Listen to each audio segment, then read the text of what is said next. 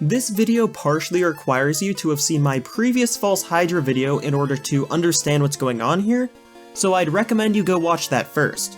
Or don't, it's up to you. When we last left our heroes, they just delved into the nightmarish forest known as the Witchwood, because of some information that the Oracle had provided them. The party spent a few hours traveling through the gloomy woods, and as it began to get dark, they saw a large creature stepping out onto the path in front of them. It looked almost like a deer standing on its hind legs, but with massive claws and giant teeth that were coated with blood. The creature charged at the party, and they very quickly learned that this was not a fight they'd be able to win, so they turned and ran. While they were fleeing from their pursuer, the party saw a mansion in the distance, and after a few successful skill checks they managed to get there. They rapidly knocked on the door, and were let in just seconds before the deer creature would have gotten to them. Welcome to the Elmorn Estate. I'm Mr. Elmorn, and this is my wife, Mrs. Elmorn. I'm Guppy, thanks for saving us. It's our pleasure. You're more than welcome to stay here for the night until that monster leaves the area. Dinner should be ready in only a few moments if you'd like to join.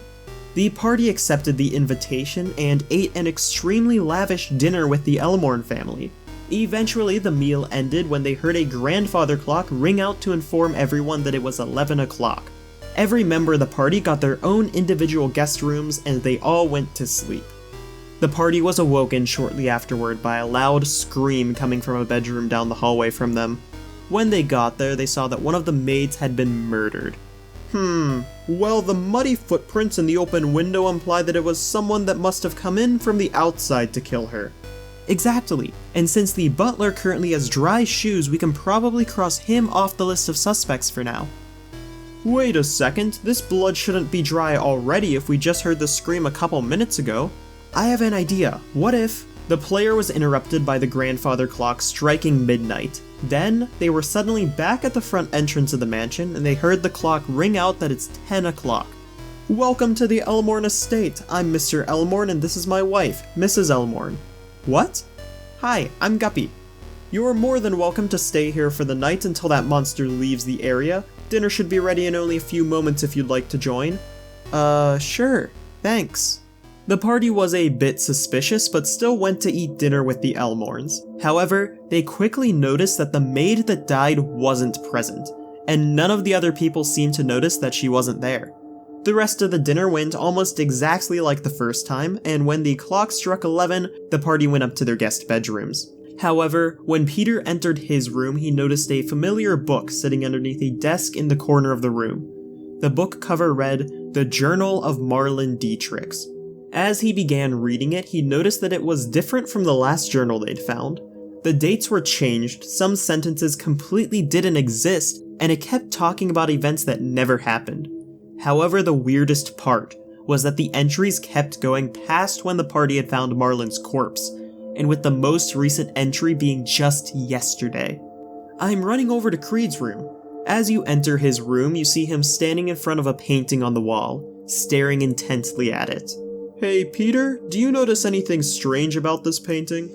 Peter went over and looked at the painting. At first glance, it was a fairly normal painting of this very mansion, but then Peter noticed a familiar pale face looking directly at them.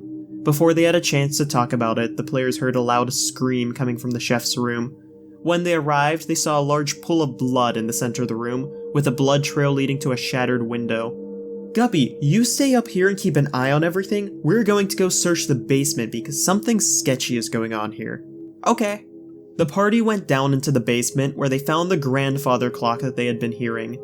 Then they felt blood dripping from the ceiling above them. And when they looked up, they saw a familiar pale face staring at them through a crack in the ceiling. It was the False Hydra. It was back, and it was hungry for blood. Oh shit, we need to go get Guppy. Meanwhile, on the top floor, Guppy just noticed that the butler had something red on his boots that looked suspiciously like blood. Hey butler, I think you might have stepped in some of the blood.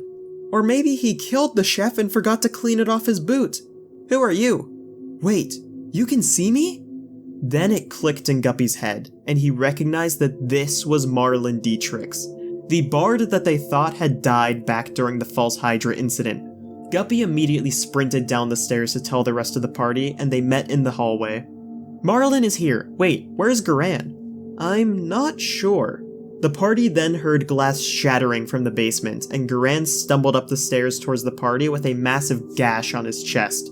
The Hydra attacked me! Peter tried to cast Cure Wounds on Garan, but it didn't work, almost like he was immune or something. Then the party heard the clock chime 12 o'clock, and everything reset back to 10 once more.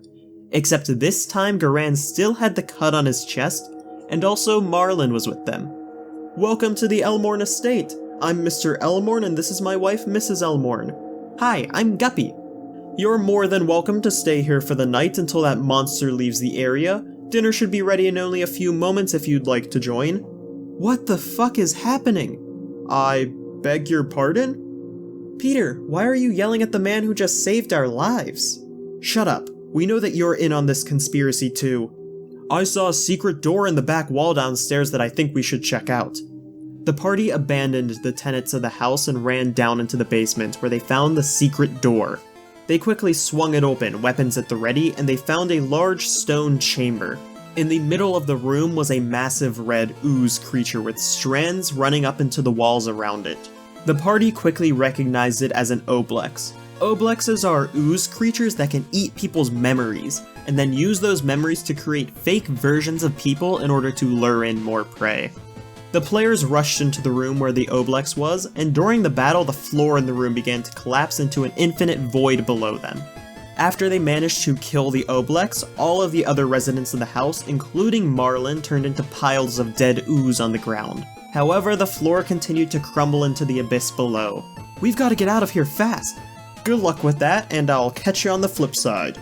The person who the players thought was Garan then transformed into a Rakshasa and closed the stone doors to the oblex room, trapping the party in there. After a few successful skill checks, the party broke through the doors, found the real Garan knocked out in a wooden crate, and escaped from the mansion as it collapsed behind them. What the actual fuck just happened? I don't know, but I do know that I really want to kill that fucking Rakshasa. The party continued traveling through the Witchwood, until eventually they came across a destroyed caravan surrounded by statues of soldiers. Wow, these statues are really lifelike. Do you think we could get the sculptor to make one of me? We could put it in the castle once we kill the Valorian Lord. Guppy, I don't think these were made by a sculptor. Then the party heard a deafening roar above them, and a massive creature landed next to them. It looked like a combination between a cockatrice and a dragon. However, instead of the typical breath weapon the dragons had, if you were caught in its breath weapon, you would have to make a constitution save or be slowed. The next turn you'd have to make a second save, and if you failed this one then you were turned to stone. The party leapt into action and attacked the creature, and they were actually doing really well against it. Eventually the creature tried to flee, but as it flew away, Creed threw Sovereign at it and killed it in the sky. The battle was over, however one of the players was still slowed from the petrifying breath attack. Guppy, roll your second con save. The party turned around and saw that Guppy's movement had slowed to a crawl. They ran towards him, and the last thing the party heard from Guppy was, "I'm not scared of dying. I'm just afraid I'm going to miss you guys." Then Guppy turned to stone.